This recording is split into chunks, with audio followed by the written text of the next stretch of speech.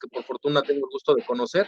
A los que no, bueno, ya lo dijo David, Marco Antonio Rueda, para servirles a sus órdenes, más que el tema de ser juez, soy su amigo y estoy a la orden. Espero que hablemos esta tarde del tema en general. Me lo manejaba David como el brazalete electrónico. Y me permití en la mañana, pues ahorita tenemos cierto tiempo para poder preparar algunas cosas, que la idea de esta plática sea abordar ya, bueno, en general lo que proviene, de dónde viene el brazalete y alguna serie de temas que son importantes, en mi opinión, para que tengamos las bases necesarias y después enfocarnos también en lo que es ya el trámite, hablando de la cuestión tanto a nivel de proceso como eventualmente en etapa de ejecución de sentencia. Les comento brevemente que lo que vengo a compartir con ustedes se trata de la experiencia personal, de las vivencias que he tenido en la materia de ejecución, que he trabajado en esta materia desde el 2011, que entró en vigor la reforma constitucional, y que no representa las ideas de ninguno de mis compañeros jueces, solamente es la opinión propia, no habla en nombre del Poder Judicial de la Ciudad de México, sino como lo que puedo opinar, y lo reitero que he vivido en este tiempo. Bueno, pues doy paso entonces a lo que es el monitoreo electrónico a distancia, el famoso brazalete, que bueno, de entrada, pues la mayoría de ellos no son brazaletes, son realmente tobilleras. El primer punto que quisiera yo platicar con ustedes son los antecedentes. Voy a ir tratando unos puntos no más de 5 minutos. ¿Qué antecedentes tenemos de los brazaletes? Bueno, en principio esta fue una idea de un juez, un juez norteamericano denominado Jack Loeb. Este juez es muy curioso, pero literalmente estaba leyendo una caricatura, un cómic, perdón, un cómic de Spider-Man, y ahí vio que uno de las personas, o bueno, de los personajes más bien de este cómic, le imponía un brazalete a Spider-Man que le imposibilitaba moverse y que le imposibilitaba tener cualquier tipo de acción. Eso, como tema anecdotario, llevó al juez a entablar comunicación con algunas personas que se dedicaban al software en Estados Unidos. Estoy hablando del año 1980. La idea de este juez era que que trajera esta figura que mencionaba el cómic a la práctica, a la vida cotidiana, porque como ustedes saben, en el common law, en el sistema norteamericano, se permite un mayor grado de intervención y de determinación a los jueces, es decir, como se trata de un derecho no per se escrito, como es el caso de nuestro país, en Estados Unidos se permite un poquito más la innovación en figuras. En este caso, el juez pensó, bueno, podría yo dejar en libertad a una persona bajo la modalidad de que esté monitoreada a través de un brazalete. Desde ahí se empezó a trabajar con el sistema, o bueno, se empezaron a generar las ideas en relación al sistema de monitoreo electrónico a distancia. El juez empezó con esta idea, pero no lo pudo implementar porque se necesitaban una serie de situaciones. Evidentemente, los cómics daban por hecho muchas situaciones que eran tecnológicamente necesarias. Entonces, ¿qué sucede? Que el sistema de Estados Unidos, de la Armada, empieza a trabajar los sistemas de posicionamiento global, entre ellos el que se denomina GPS, Sistema de Posicionamiento Global. El GPS es un sistema que opera a través de redes satelitales. Eso significa que necesitamos por lo menos de la presencia de 3 satélites para que esos 3 satélites, mediante un sistema, insisto, de triangulación, detecten el movimiento o no de un determinado aparato que está en la Tierra. En ese sentido, lo que ocurre es que calcula tiempos y distancias y en base a eso obtiene la información exacta de la posición de la persona. Claro que este sistema satelital en los años 80 se estaba desarrollando y es hasta 1993 cuando con 11 satélites que se lanzan por parte de Estados Unidos es posible ya generar una red global o mundial de posicionamiento. En un principio lo utilizaban, insisto, para los temas de navegación, muy especialmente el ejército, la marina y demás en Estados Unidos, y posteriormente fue evolucionando hasta que finalmente se utilizó como un mecanismo de geolocalización personal o individual. Lo que tenemos que tomar en cuenta es que cuando empezó este sistema, el margen de error que tenían los sistemas de GPS era de entre 15 y 100 metros. Con el avance de la tecnología, el paso de los años, muy especialmente en el 95, se da un avance importante porque ya es cuando se libera en su totalidad el sistema de ubicación a través de estos satélites, y es que es posible acotar el margen de error, porque eso también es un tema relevante, ¿no? el margen de error que era de 15, entre 15 y 100 metros se reduce prácticamente a centímetros. Al reducirse a prácticamente centímetros nos da muchísima más certidumbre en su empleo cotidiano. ¿Por qué es esto relevante, el tema de la distancia? Porque como ustedes saben, el sistema de monitoreo electrónico a distancia a veces no solamente es relacionado con la persona privada de la libertad, que se le genera su libertad a través de este mecanismo para que esté en su domicilio, sino que a veces implica que esa misma persona no acceda o no se encuentre en proximidades respecto de la víctima, o bien en centros o lugares que pueden generarle su propensión a cometer nuevos delitos y demás. Entonces, cuando hablábamos de un tema de 15 y 100 metros, pues realmente era muy complejo, ¿no? Yo podría decir que si estoy en mi domicilio, lo podría afirmar al sistema que monitorea, y sin embargo no era así, o no lo podía probar plenamente porque estaba a una distancia de incluso hasta 100 metros. Este sistema de posicionamiento global, les insisto, este tema lo agotamos rápidamente, pero creo que ya es importante tener esos antecedentes. También tiene una réplica en el sistema ruso, en el sistema europeo y en el sistema chino, ¿ok? La comunidad europea, los rusos y los chinos han generado también sus sistemas de posicionamiento global, que le llaman de proximidad. En ese sentido, en el caso de los rusos se llama GLONASS, en el caso de la Unión Europea se llama sistema Galileo, y en el sistema chino se le denomina Beidou. Ok, insisto, meramente antecedente. Lo que pasa es que creo que es importante que tengamos claro algo. Cuando alguien menciona la palabra GPS, automáticamente ya lo da por hecho que es un sistema de posicionamiento global, pero entonces con esa definición excluye a otros modelos que pueden tener el sistema de posicionamiento global y que no necesariamente son GPS, sino que provienen de otra tecnología de algún otro país. Insisto, podríamos decir que el GPS es la especie del monitoreo, y la generalidad en sí misma es el monitoreo o un sistema de navegación y de proximidad que puede tener diversas variantes o tecnologías. Bueno, perdón, ¿hay alguien por ahí que está comentando algo? No. Bueno, voy a continuar entonces. Eso es básicamente el antecedente, en Norteamérica, el GPS, los modelos que existen también en Rusia, insisto, China y Comunidad Europea.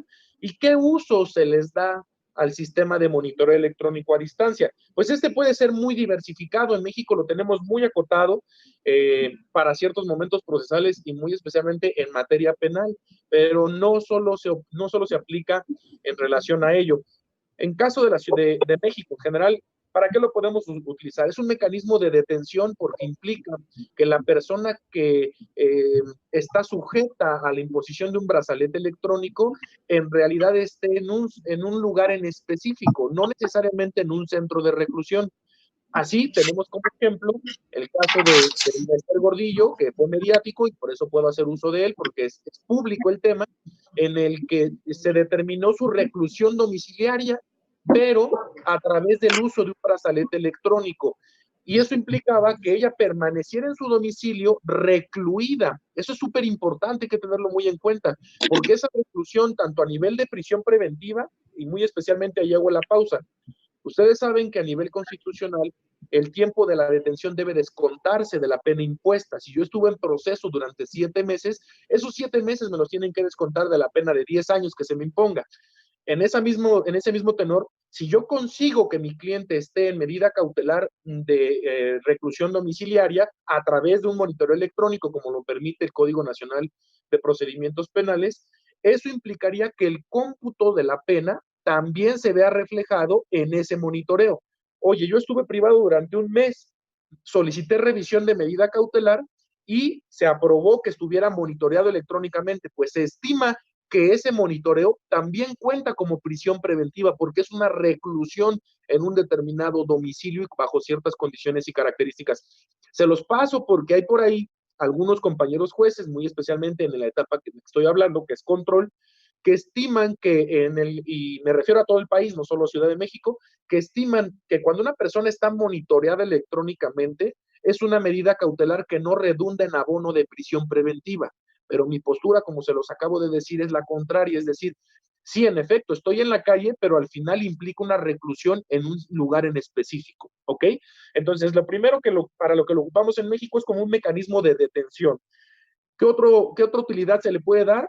Pues el mecanismo de restricción. Comentaba hace unos momentos que no solo es que la persona esté privada en su domicilio, sino que eventualmente se le restrinja el acceso a ciertos espacios. Por ejemplo, en un tema de violencia familiar, en donde evidentemente conoce el domicilio de la víctima, el monitoreo electrónico permite establecer una distancia específica a la que no se puede aproximar el sentenciado, o en este caso hablemos de proceso, el vinculado a proceso no puede aproximarse hacia el domicilio de la víctima. Insisto, son mecanismos de contención que emplea la ley, el Código Nacional de Procedimientos Penales. También se puede imponer como obligación, en caso de ejecución, para que una persona de obtener un beneficio no se aproxime, por ejemplo, a centros criminógenos, que vaya a una cantina, que vaya a un bar, que vaya a un lugar donde se reúna cierto tipo de personas que además son amistades del propio sentenciado y que son proclives a la comisión de delitos, etcétera. Eh, y por último, por ejemplo, en el caso de los delitos de carácter sexual, y esto es muy importante, esto ocurre mucho en Estados Unidos, pero bueno, también empieza a tomar vigencia en México. Por ejemplo, cuando una persona es sentenciada por la comisión de un delito de esa naturaleza, violación o abuso sexual, y en algunos casos se trata de una víctima que está en edad escolar, pues también se puede programar el sistema de monitoreo para que ese contacto esté limitado, o más bien el desplazamiento de la persona sentenciada esté limitada a cierta distancia de todos los centros escolares que estén a su paso. Por ejemplo, si él cometió un delito de abuso sexual, yo le concedo el beneficio, lo especificaré más adelante, de libertad condicionada. En el monitoreo, en la programación del software, puede establecerse como obligación que él no tenga ninguna aproximación a un centro educativo de, por ejemplo, un kinder o una primaria, y que en caso de que eso ocurra, le emita una alerta tanto a él como al propio centro de monitoreo para evitar que tenga el contacto, incluso a 100 o 200 metros, según lo determine el juez, de ese tipo de lugares. Esa es la segunda medida. La primera, reitero, es como un mecanismo de detención, la segunda como un mecanismo de restricción de la persona para acudir a ciertos lugares que el juez determine. Y la tercera la tendríamos como un tema de vigilancia, literalmente para que yo pueda observar en todo momento en qué lugar y posición se encuentra determinada persona que ya sea ha sido vinculada a proceso por X hecho delictivo o bien ha sido beneficiada con motivo de un beneficio de esa naturaleza, ¿no? De libertad condicionada, lo vamos a ver más adelante. Sin embargo, les decía yo que estos tres mecanismos para los que se emplea básicamente en todo el país, tienen además énfasis o encuentran otro tipo de utilidades en otros países. Por ejemplo, en Inglaterra, que es en donde se encuentra más avanzada esta tecnología, no solo se utiliza en materia penal o de ejecución penal, también se utiliza en materia civil.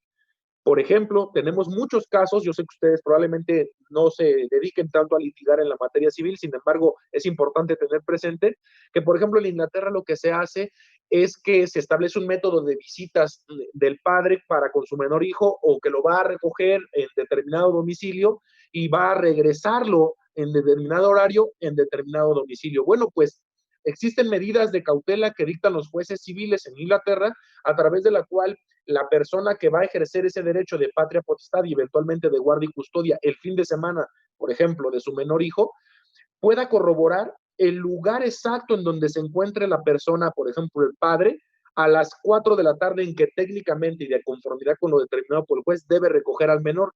Y también la ubicación exacta de la madre, para evitar, como desgraciadamente lo sabemos, pasa en muchas ocasiones, que el padre afirme que acudió al domicilio y no se le permitió convivir o no se le entregó al menor, y viceversa, que la madre indique que el padre nunca acude a ver al menor y que por ende debe perder la patria potestad. Bueno, pues como una medida de cautela se genera el monitoreo electrónico de padre y madre de manera simultánea en un caso de carácter civil.